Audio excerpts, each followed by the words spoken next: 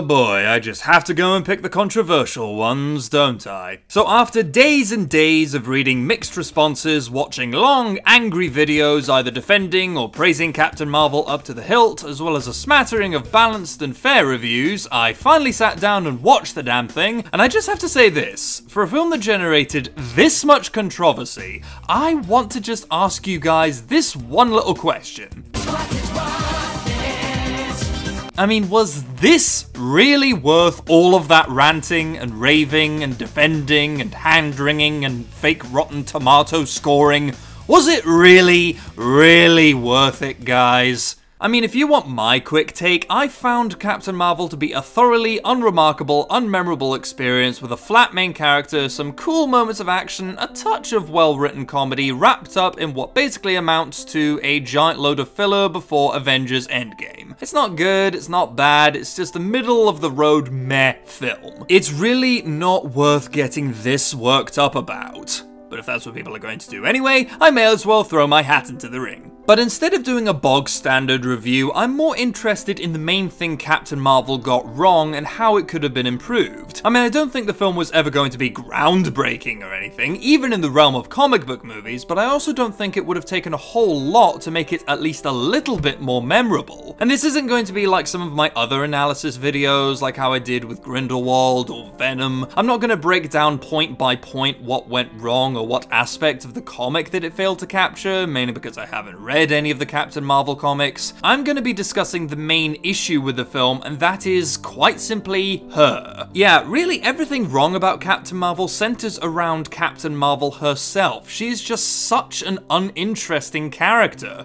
and the tragedy of it is, she really didn't need to be. There's not much to go over with the plot or the writing or the filmmaking except how it relates to her. So she's going to be the main focus of this video. I mean, even if you liked the film, and I can totally understand why someone would, what is Captain Marvel's character? What personality traits does she demonstrate? Aside from a few occasional moments where she quips a comedic line, like about half a dozen other characters in the MCU already do, she barely ever shows any evidence of any real personality. What are her desires? What does she want to achieve? What does she like? What does she dislike? The movie never really told me. At no point did I feel like I knew this person. I knew bits and pieces about her, as well as her backstory, but there was never any delving into who she is. Jude Law begins the movie by telling our hero that she needs to control her emotions in order to control her powers, but we never see any evidence of these emotional outbursts he's alluding to throughout the entire film. She never demonstrates at any point that she's not in complete control of her emotions, so what he's saying here makes absolutely no sense. What Captain Marvel is a blank slate, a flat, personality-free protagonist with no characteristics of her own to allow the audience to insert themselves into the narrative. We see these kind of characters all the time, from Harry Potter to Luke Skywalker to Katniss Everdeen to Bella Swan. But what makes those examples work, or at least most of them, is that the characters change as the story goes on. They progress as the plot does. They grow out of their blank slate shell into a fully fledged character. Luke Skywalker goes from being a whiny teenager to the hero of the rebellion, an eventual Jedi Knight who ends up not only saving the day but his own father through his compassion and goodwill. Katniss Everdeen goes from unhappy but contented youth to self-sacrificing hero and symbol of her rebellion. We engage with these characters even though they started out as blank slates because they take active steps to change into more interesting people. Captain Marvel, on the other hand, does not. She has little to no personality when the movie starts and remains the exact same way right up to the point where the credits roll. She never progresses past the point of simply being a suit for the audience to wear, and that's a very boring character to have as your hero. To illustrate my point, let's just go ahead and compare her to another MCU hero, Captain America. In his first film, he likewise doesn't go through a whole load of development. He starts the movie as noble and self-sacrificing, and pretty much ends it the exact same way. But just think of all the personality he demonstrates right from his introduction. I mean, he's loyal, brave, patriotic, humble, intelligent, quick-witted, a little socially awkward but tries to overcome it, he's strong but sensitive, a badass soldier but still an effective strategist, he's a firm believer in truth and justice and would follow any of his comrades into hell and back. Now try naming any personality traits of Captain Marvel. All I can think of personally is that she's a bit sarcastic every now and then. That's pretty much it. Her character depth extends no further than her cracking jokes. Having your main character be that empty and devoid of personality sucks any investment the audience might have in them or the plot. Why should we be invested in her if there's very little character there to be invested in? Another cause of this stagnation of character is the fact that Captain Marvel never really overcomes anything, or at least anything that was difficult for her to overcome. Again, Jude Law's assertion that she needs to control her emotions is a plot point that is never so much as mentioned or alluded to again until the very end of the film. It's a character conflict that never gets brought up, and as a result of that, it has zero bearing on either the story or the main hero. And this isn't the only example of something being a non-existent threat. Basically, every bad guy Captain Marvel goes up against constitutes no threat to her whatsoever. She manages to beat shape-shifting aliens, elite battle warriors, and even damn spaceships without so much as breaking a sweat. In the last act of the film, it doesn't seem like she's struggling at all to beat the bad guys. If anything, she just seems bored. I mean, if this doesn't faze her, and this doesn't faze her, and this doesn't faze her, then what the hell would? There needs to be a sense of actual threat to the main character of an action film if you want your audience to be invested in them. We engage with the action in something like, say, John Wick because he is not uber powerful to the point of being bulletproof or something. He can be injured, he can be killed, which makes the film 1,000 times more tense and nerve-wracking than Captain Marvel, where she never goes up against a single threat that she can't do away with in a matter of seconds. And no, before you start typing at the comment section, this has nothing to do with her being a female superhero. If you want an example of how to make this kind of character a lot more engaging, look no further than Wonder Woman. In her titular movie, Wonder Woman makes for a far more engaging character for several reasons. For one, she actually goes up against real, genuine threats and is forced to grow and adapt in order to overcome them. We see her struggle, we feel her pain, she loses the man she loves, she's forced to let go of her childish ideals. We connect with her through the emotional torture she endures and the sacrifices she's forced to make. Wonder Woman starts her movie optimistic and naive with an overly simplistic black and white view of humanity, but after she learns the truth about the bad guy, she is forced to concede that evil will forever be a part of human nature. But that doesn't mean she should just give up on them. It's simple, but it makes for a very effective character arc because we see her progress and change throughout the film, not just start in one state and remain that boring state right up to the very end, as is the case with Captain Marvel. And Wonder Woman is far from the only example of a strong yet complex female lead in a movie. Ripley, Mulan, Furiosa, Hermione Granger, Eowyn, Hit Girl, Sarah Connor, Rey,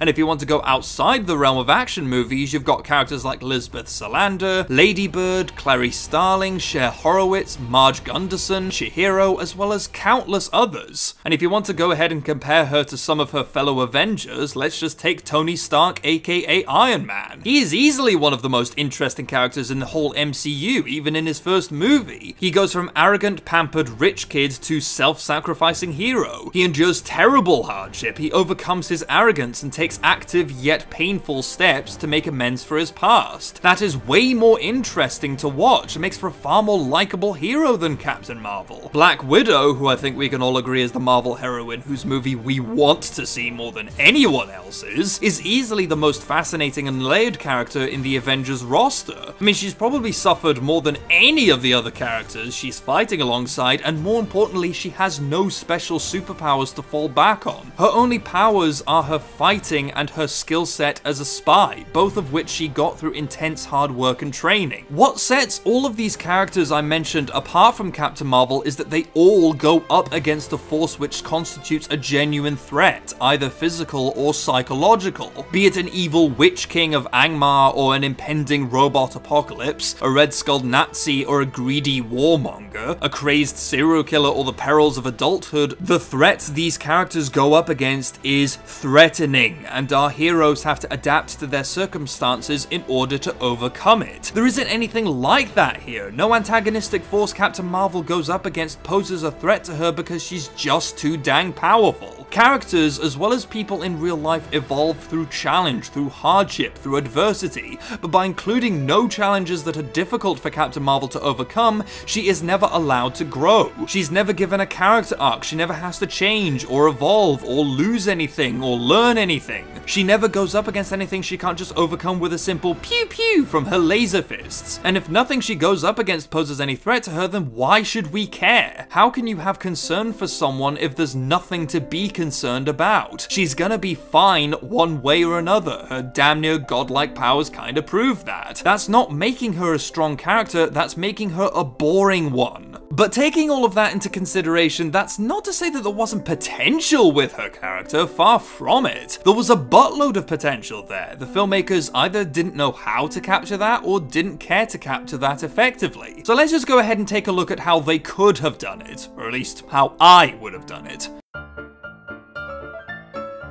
To start with, having the whole need to control your emotions thing is a really tired character conflict that we've seen a million times over, so we could probably do away with that. What I think would be a far more interesting route to take with Captain Marvel is making it so that she has to learn self-restraint, but not in a you need to control your emotions kind of way. I mean, you could introduce her as the kind of person who loves to fight, who loves a good conflict. She's not just going after the Skrulls because it's her job and she was told to, she could go after them because she genuinely likes it. She enjoys using her powers. She could start the movie as something akin to, say, Toph or Korra from the Avatar series, where she just loves a good fight. Then over the course of the movie, her experiences on Earth begin to change her. She could at first be arrogant and dismissive of humans, which the movie begins to touch on but never dives properly into, but begins to see their value through characters like Nick Fury. This could then reach a culminating moment where she finds out the truth about her past, and that at one point she was just a poor, weak little human like the rest of us, and this totally shatters her view on the world. Beforehand, she always saw herself as the invincible warrior. Now she realizes that she is capable of just as much vulnerability as anyone else, and she also learns the consequences to her reckless violence by finding out the truth about the Skrulls. She goes from, I can use my powers as recklessly as I like because I'm going after the bad guys, to, oh no, my powers have helped wipe out innocent people. She learns the value of mercy. She learns just how much damage her ruthless violence can cause. She goes from arrogant to merciful. That's a genuine character arc. The last act of the film would also have to be changed a fair bit in my opinion. For one thing, the Supreme Intelligence could probably have been scrapped entirely. I mean, what does it contribute? What does it add to the narrative? It shows up twice in the film, barely does anything, and again, it takes Captain Marvel barely any effort to overpower. And I honestly don't care if it was in the comics. It's a pointless inclusion in the film, so I say cut it out. I would also get rid of the superpower inhibitor thing on Captain Marvel's neck. Again, not only does it really add nothing to the narrative, but as soon as she destroys it in the last act, that's basically the point where she becomes unbeatable. So I say leave it out entirely and have her powers just be naturally limited in some way all the way through. The only powers that she has to go up against the bad guys in the end fight are the powers that she's been using this whole time. She's not completely indestructible. That way, we know there's a genuine threat to her. I would also get rid of the space fleet thing from the end. I mean, the stakes are high enough with the last remaining Skrulls being in danger. We don't need a whole Ronan trying to destroy the whole world thing thrown in as well. I mean, for me, the last act just needed to focus on Captain Marvel and Nick Fury working together to save the Skrulls. That's it. We don't need any higher stakes than that. Captain Marvel gets captured by the bad guys, they attempt to wipe her memory and turn her back into their obedient little soldier, which could make for a really tense scene if you do it right. I mean, threatening to completely alter someone's personality is way scarier to me than just plain torture, but she manages to break out of it by holding onto her memories as a human and her time spent with Nick Fury and the Skrulls. I get the impression that this was what the filmmakers were trying to go for in the movie, but they just didn't delve into it enough for it to be effective. After that, we then cut to the big end fight. Nick Fury and Captain Marvel's friend have to help the Skrulls escape the big bad guy ship. Captain Marvel fights and defeats the bad guys. Maybe she gets help from the main Skrull guy that she's been tracking the whole time during the battle, and he ends up sacrificing himself to save her in some way, and then he dies, showing that there was genuine danger during the fight, and Captain Marvel ends up losing one of the people she was trying desperately to save. She experiences loss and tragedy. This fight had consequences for her. Captain Marvel then has a moment where she comes close to killing Jude Law's character after everything that he's done to her up to this point, but but she relents at the last moment because she now knows the value of mercy. She shows just how far she's come from the beginning of the movie where she probably would have just outright killed him. The film then wraps up pretty much the same way the original did, with Captain Marvel sending Jude Law and the rest of the bad guys back to their planet with a warning. She then goes into space to help the remaining Skrulls find a new home, and Nick Fury sets out to find other people with unique abilities to form a super special team called the Avengers. Cue the credits, and the movie's over. And right there we have the makings of a much better and more interesting Captain Marvel film, or at least in my opinion. Really, not a whole lot needed to be changed around the plot itself, aside from a couple of useless elements like the Supreme Intelligence getting cut out. Most of what needed to be changed was to do with Captain Marvel, the character. By making her more arrogant and battle-hungry at the start, you include something that she can spend the movie growing out of. It's more engaging to have a character be flawed and overcome that flaw through trial and tribulation, rather than just have her stay the exact same way from beginning to end.